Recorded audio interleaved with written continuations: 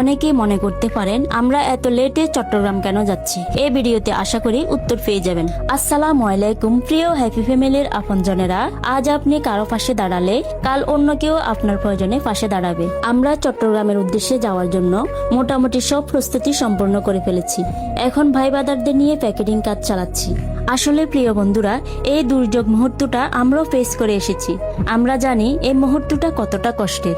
এই সময় অনেকে আশা নিয়ে থাকে একজন ভাই আরেক ভাইয়ের বিপদে এগিয়ে আসুক।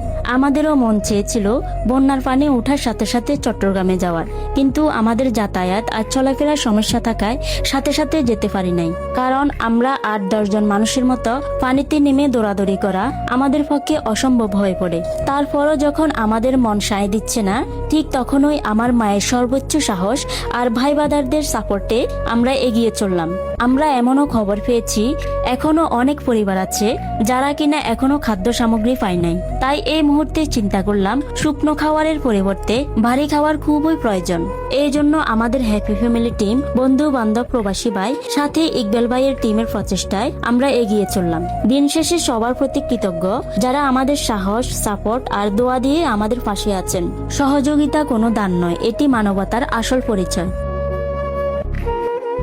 তো পরিশেষে আপনারা আমাদেরকে ভালোবাসা আর সাপোর্ট দিয়ে এই মানবিক কাজগুলোতে এভাবে এগিয়ে যাওয়ার সাহস যোগাবেন। ধন্যবাদ সবাইকে।